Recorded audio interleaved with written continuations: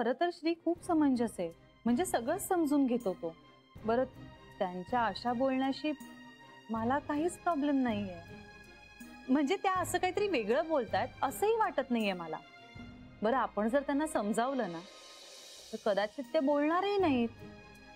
पण श्रीने मग हे एवढं सगळं सिरियसली का घेतलंय? बरं, त्यातून जर मुलगी जन्माला आली तर मग प्रश्नच मिटला ना.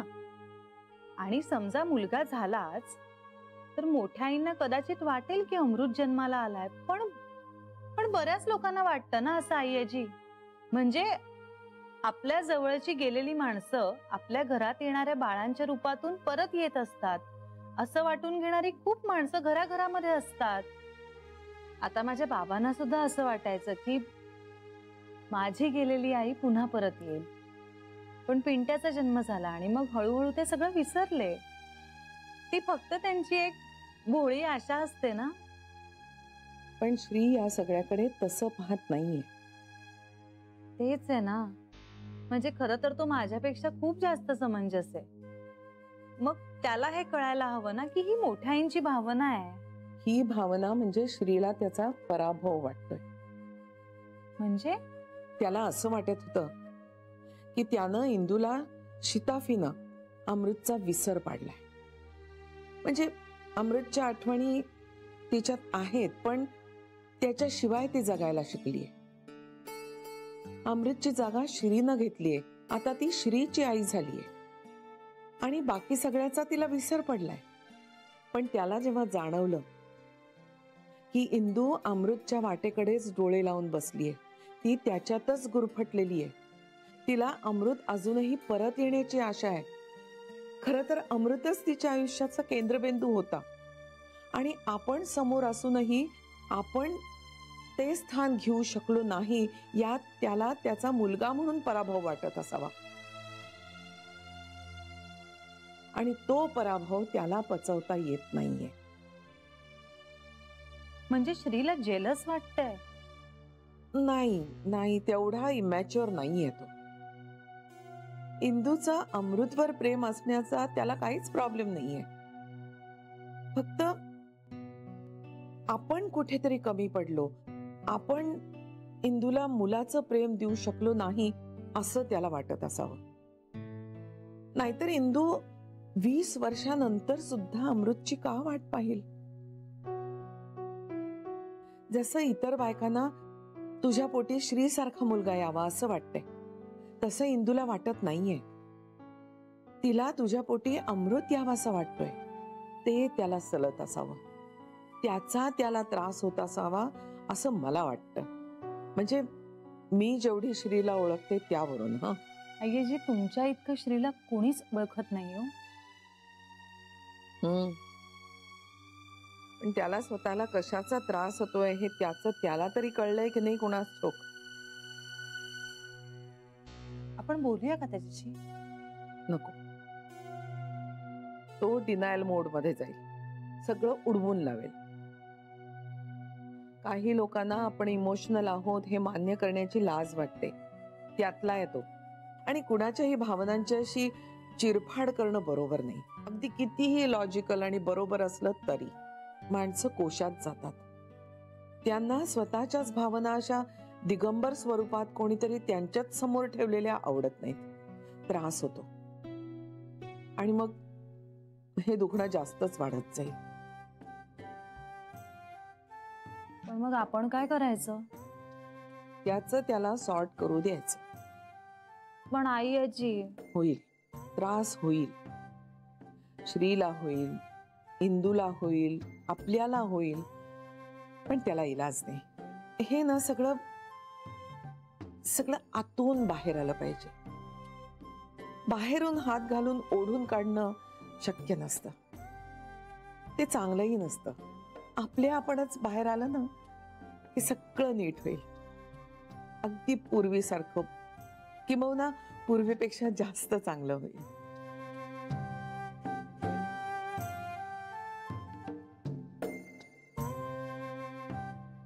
काय झालं?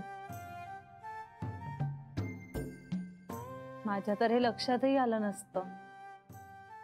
तुम्हाला माणसं कधी कळतात याची? वयाची देणगी आहे ती.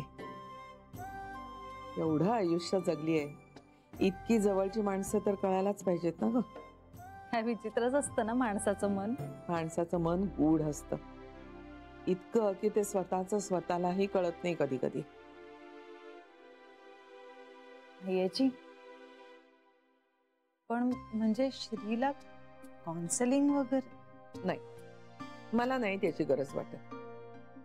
हे बघ, आपण त्याची सपोर्ट सिस्टीम आहोत. तो स्वतः हुशार आहे, त्याचे गुंते त्याला सोडवता येतात. फक्त त्याला स्वतःला रिअलाइज होण्याचा अवकाश आहे, आणि ते होईल लवकरच.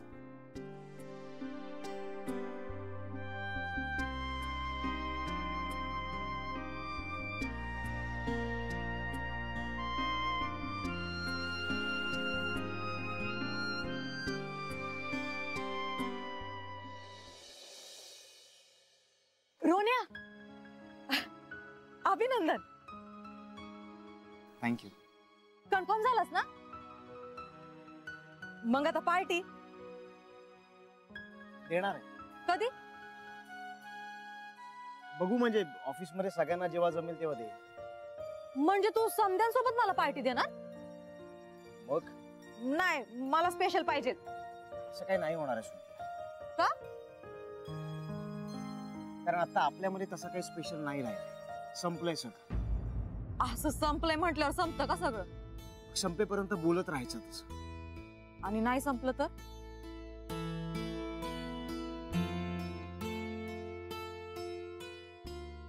एकदा डोळ्यात डोळे घालून सांग.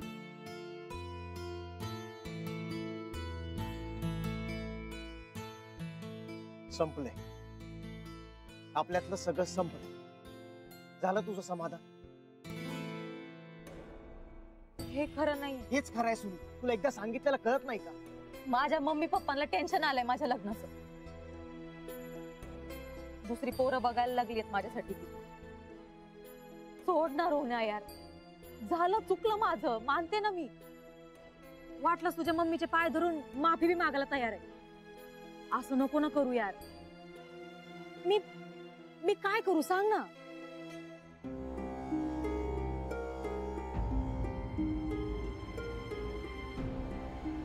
तुझे मम्मी पप्पा सांगतील त्या मुलाशी लग्न कर.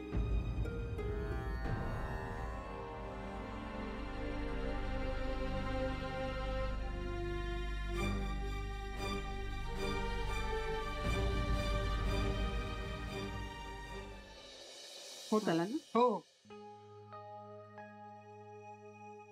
श्री, चहा हो. घ्यायचं. हो. ती येतच असेल, झालाय ना? हो हो. श्री, अरे सांगितलं ना तुला, फोन बाजूला ठेव ना, चहा पिऊन घे. जान्हवी, काय ग, ऑफिसला जायचंय ना आज? हो, जायचंय आई. बरं, चहा देऊ आधी का ब्रेकफास्ट देऊ? नाही, थांबा थांबा वहिनी. जान्हवी, तुमच्यासाठी ना केशर घातलेला साजूक तुपातला शिरा केलाय, पटकन देते. हा,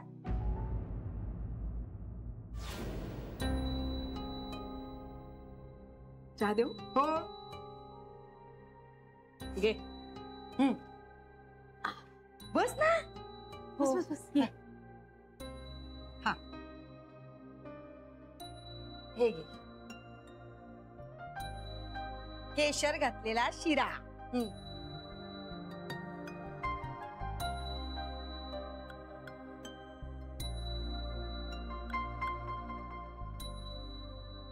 खा ना, कसा झाला सांग. हो.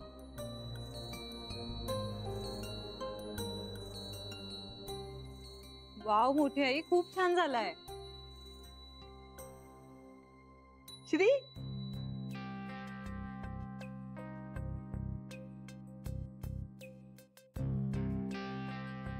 श्री, बघ ना कसा झालाय सांग. काय? अरे शिरा. श्री, अरे केव्हाची सांगते तुला, फोन बाजूला ठेव म्हणून. खाण्यापिण्याकडे लक्षच नाही बघ तुझं अजिबात. घे ना शिरा. नाही, नकोय मला. का? अरे असं काय करतोस? तुझ्यासाठीच केलंय खास. नकोय. अरे तुला आवडतो म्हणून केशर घातलेला शिरा केलाय.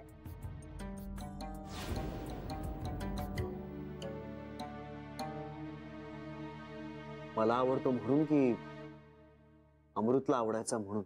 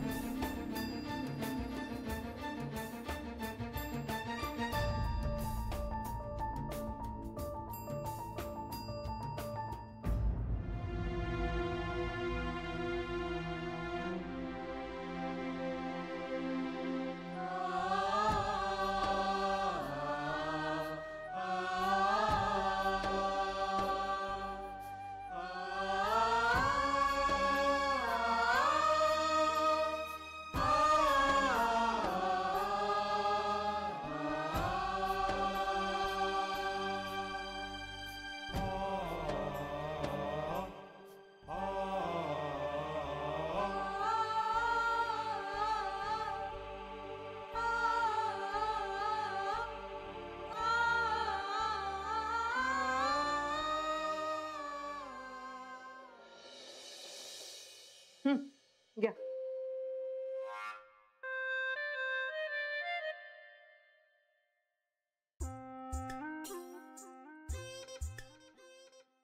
अहो, ती उमा वहिनींची प्राची पाहिली तुम्ही? एवढी तरणी ताठी पोर, काही लाज वगैरे काही आहे की नाही? सगळ्या मुलांसोबत नाचत होती ती. आई बापाने हेच शिकवलं तिला? आई बाप कशाला शिकवते? नाहीतर काय, आपल्याला तर पोरांनी गणपतीच्या पुढ्यात किंवा गणपतीच्या मिरवणुकीत नाचलेलंही आवडत नाही. पेंट्याला बजावलंय मी. मला जर कळलं की तू गणपतीच्या मिरवणुकीत किंवा गणपतीच्या पुढ्यात नाचलायस तर तंगड तोडून ठेवेन म्हणून. विसर्जनाच्या मिरवणुकीत मी कधीच पाठवत नाही पेंट्याला. कशाला जायचं सांगा ना, कशाला जायचं त्या मिरवणुकीत?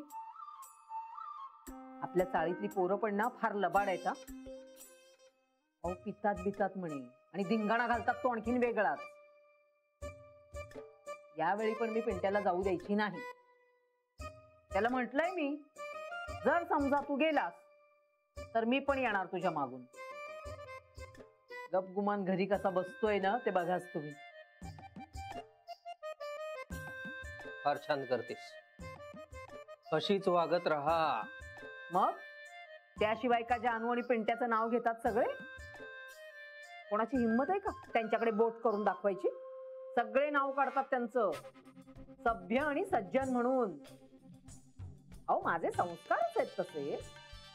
हे मी सगळी शिस्त लावली आहे ना म्हणून झाले, उगीच नाही.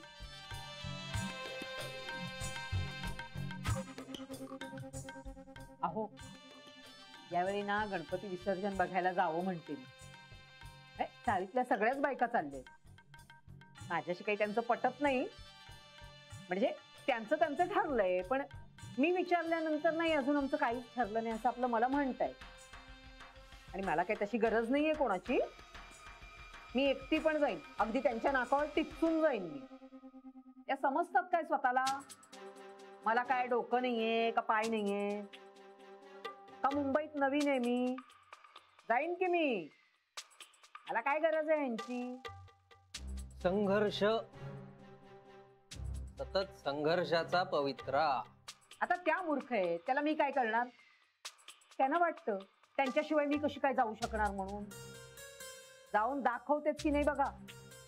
मला गरज नाही म्हणावं, माझी मी समर्थ आहे आणि तुम्हाला सगळ्यांना पुरून उरणारी आहे मी. कुठे निघालं? इथे बसण्यापेक्षा गणपतीच्या मंडपात जाऊन बसतो जरा. अहो, तिकडे सगळ्या चाळीतल्या साळकाळ्या माळका आहेत. तुझं शत्रुत्व आहे ना त्यांच्याशी, माझं नाही. हो, पण माझं आहे ना. मग ते तुझं तू निभाव. तुझ्या पापांचा भागीदार मी नाही ना होऊ शकत. माझं बरं आहे सगळ्या चाळकऱ्यांची. माझा त्यांना त्रास होत नाही, त्यांचा मला त्रास होत नाही. हो, तुम्हाला ना फक्त माझाच त्रास होतो, बाकी सगळी चांगली तुमच्यासाठी. पटेल तुम्हाला, एक दिवस ना नक्की पटेल. या चाळीतल्या बायकांची काय लायकी आहे ना ते बरोबर कळेल तुम्हाला. आणि तेव्हा म्हणाल कला तुझं बरोबर होतं. एक बाई धड आहे का चाळीत?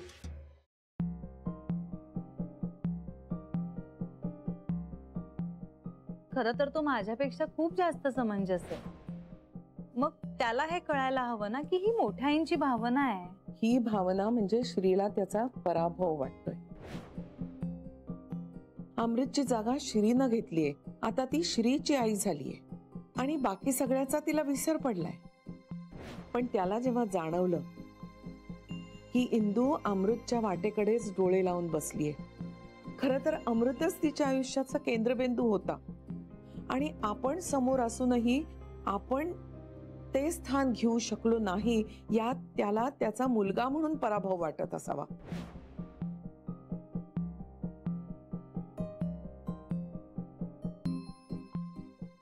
जसं इतर बायकांना तुझ्या पोटी श्री सारखा मुलगा यावा असं वाटतंय, तसं इंदूला वाटत नाहीये. तिला तुझ्या पोटी अमृत यावा असं वाटतोय. ते त्याला सलत असावं.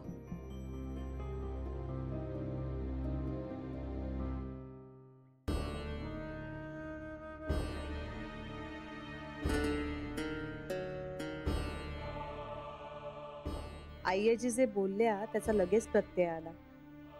त्यांचं म्हणणं तंतोतंत खरंय. पण मग श्रीला यातून बाहेर कसं काढावं? त्याच्याशी स्पष्ट बोललं तर आईजी म्हणतात तसं तो कोशात जाईल. पण नाही बोललं तर मोठ्या आईना किंवा इतरांना हर्ट करत राहील. त्यांचा सगळ्यांचा किती जीव आहे श्रीवर. असं नको व्हायला. श्रीला खरंच कळत नसेल का त्याचं त्यालाच काय वाटतंय ते? आणि किती वेळ लागेल त्याचं त्याला रिअलाइज व्हायला? देव करो आणि श्रीच्या मनातलं हे सल लवकरात लवकर निघून जाऊ. इंदे, डोळे पुस बघू. अगं गणपतीच्या दिवसात गणपती समोर असं बरं वाटतंय का? श्री असं का बोलला असेल मला? त्याला नव्हतं खायचं. पण असं कधी वागत नाही होतो. बरोबर आहे. ऑफिसचं टेन्शन असेल काहीतरी. हल्ली पाहिलंच ना कसा असतो तो. हो, टेन्शन असेल काहीतरी. आणि तो काही वाईट बोलला नाही. तो फक्त म्हणाला शिरा अमृतला आवडायचा. हो की नाही? हो. मग माझ्याच मनाला एवढं का लागतंय वहिनी? नको लावून घेऊस मनाला असं. मी अमृत आणि श्रीला कधीच वेगळं मानलं नाही हो. अगदी खरंय. पण श्रीने तरी आपल्यात कधी दुजा भाव केला का सांग? नाही नाही, कधीच नाही. एक वेळ तुमचं कमी करेल तो, पण आम्हाला खूप जपलंय हो. असा मुलगा पोटी जन्माला यावा. खरंच आज अमृत असता तर श्री सारखाच वागला असता ना. मोठ्या भावाचं बघून त्याच्यासारखंच केलं असतं त्याने सगळं. श्रीला ना अमृत खूप आवडायचा. अमृत सुद्धा सारखा ना दादा दादा करायचा. खूप वेळ होता हो एकमेकांना. अमृत असताना तर श्रीच्या पावलावर पाऊल टाकून तसंच वागला असत. मला हे माहेरी घ्यायला आले नसते तर हे सगळं टाळता आलं असतं का हो वहिनी? इंदे, नको ना असा विचार करूस. अगं असं कोणाला काही टाळता येतं का? जे घडायचं असतं ते घडतंच. पण आपल्याला असं वाटतं ना हो, असं झालं असतं तर बरं झालं असतं, तसं झालं तर बरं झालं असतं, मी इकडे आधीच निघून आले असतं तर बरं झालं असतं, किंवा हे मला घ्यायला आले नसतं तर बरं झालं असतं. पुरे पुरे अगदी थांब. नको ना असा विचार करूस. कशाला सारखं सारखं घोळत बसतेस ते? हे बघ, जे झालं ते झालं. ते कोणाला टाळता येतं का? हो, नाही टाळता येत. आणि हे काय, तुला कपडे नाही लावायचे आज? एक दिवसाआड लावते मशीन. तिने सांगितलंय ना पाणी वाचवायचंय म्हणून. हे बाकी बरं करते. अगं आता पावसाळ्यातच ही अवस्था आहे. उन्हाळ्यात काय होईल कोणास ठाऊक. आणि इंदे, आज आईंसाठी सूप तू करशील? हो, करते ना.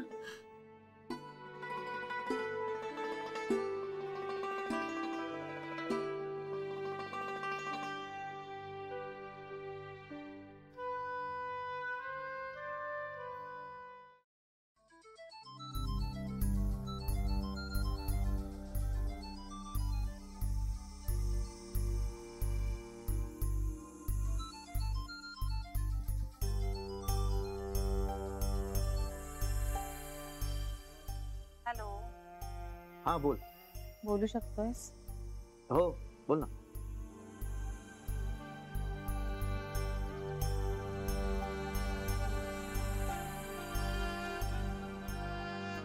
हॅलो. हा? काय झालं? कशाचं ग? मग तू बोलत का नाहीयेस? जान्हवी तुला बोलायचंय. बोलायचंय म्हणजे? हा मी ऐकतोय, बोल ना. तू असं का तुटक बोलतोयस? अगं मी काहीच तुटक बोलत नाहीये. तू तुला हवे ते अर्थ चिकटवतेस उगाच. पण मग नेहमीसारखं बोल ना.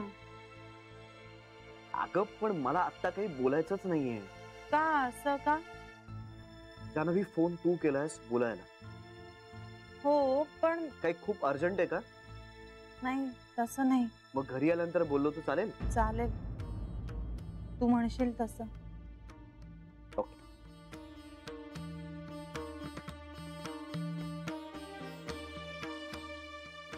ठेवू मग? हो. बाय. बाय.